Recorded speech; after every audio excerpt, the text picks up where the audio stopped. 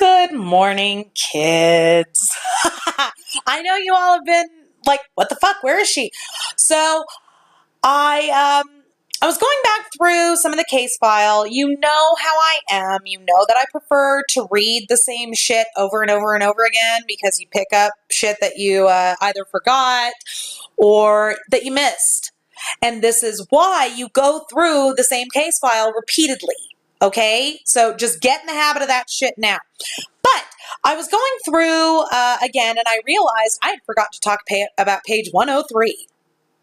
Yes, 103. Those of you that have been through the CASO report know what this fucking page is about. Those of you that haven't, I'll leave a case link, link down below for you to go through the CASO report. Go to page 103. This shit will trip you the fuck out. So this is the supplemental report by Deputy Wendling. And Deputy Wendling wrote this report on November 6th. You're going to trip the fuck out. On 11/6, I, Deputy Craig Wendling of the Calumet County Sheriff's Department, was called by investigator Mark Weigert, who asked if I would be able to go over to Teresa Halbach's residence. Investigator Weigert wanted me to pick up evidence that would contain Teresa Halbach's DNA in case it would be needed for further identification. I informed Investigator Weigert I would go en route and collect some evidence. Investigator Weigert told me a toothbrush, lip chapstick, and possibly a vibrator that was located in her dresser would be good items to collect. So he gives him a list of things that he already knows are present and to pick those up. And not only did he give him a list, he gave him the location of the fucking vibrator, which tells me that Investigator Weigert went through her shit and already knew where to tell the deputy to locate these items. He knew that her vibrator would be in her fucking dresser. Do you understand the implications of this? Weigert, you sick puppy. Ugh. Ew. Why? Why? Idiot. He shows up at the house. Scott allows him in. He says, I did find Teresa's toothbrush, which I was told by Scott would be hers, and some chapstick. Also located another lip moisturizer that had some hair stuck to it. Ew. And a hairbrush, which also contained some hair. I then asked Scott if he would bring me to Teresa's bedroom, which is located on the first floor in the southwest corner of the residence. Once inside, I did locate the center compartment cabinet doors on the dresser, and inside there was a cardboard box containing a reddish maroon case with a zipper. Once I opened up that case, I did locate a vibrator or a sexual device.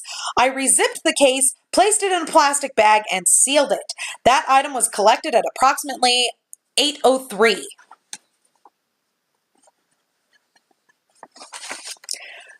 The fuck is wrong with y'all?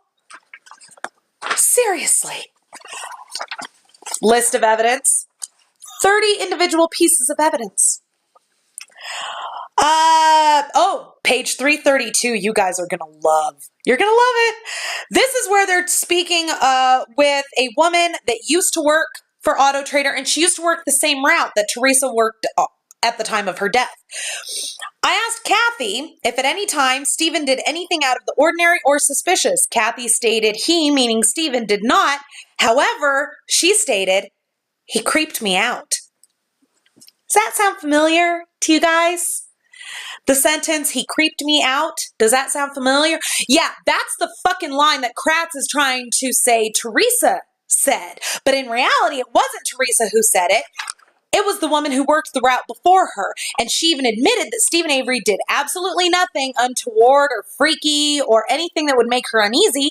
She just said that he creeped her out.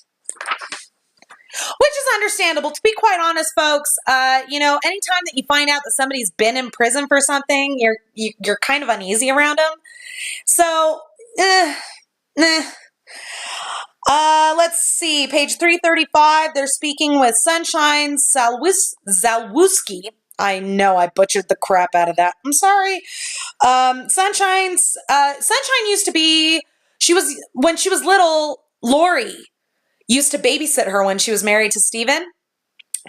And Sunshine indicated that she had no recollections of any maltreatment or harm at the hands of any of the Avery family. Interesting, don't you think? Now, folks, this next, hold on. Oh, here we go. Interview of Jody Stachowski. This takes place on January 19th of 2006, page 348. I asked Jody if she'd ever watched porn with Steven, and she stated that he would watch pornography, but she would sleep. She stated there were no discussions of any sexual threesomes. Now, see, I'm working off of the report here. I don't have the transcripts of these interviews, which I really wish they would fucking release, because that can tell us a lot. But why the fuck would she state there were no discussions of sexual threesomes, and why would Dietering ask that, or why would Jody just come right out and say it? That's why I want the transcripts. It'll tell us a lot more. Another little thingy of evidence here. Pages 356 through 358, I count 40 individual pieces of evidence. So we're up to 70 individual pieces of evidence. And this next section, I'm actually going to cover individually because it is the discussion with Marie, his niece Marie, and that requires a whole video all by itself. So, folks, we've determined that Weigert is a sick puppy, which we already fucking knew. There's just something wrong with that boy. I'm sorry. There's something wrong there. And apparently Fossbender is his buddy in sexual deviancy because they both seem a little obsessed with stuff that either goes over or into female private parts. And yeah, there's just something really, really odd about all of this. So, don't forget to subscribe to us here on YouTube. Don't forget to follow me on Twitter, Mama Phoenix6, or you can follow Clue TV at Clue TV Official. Boogie on down to cluetv.net, see what we got going on over there. Thank you all very much for watching. We'll see you soon.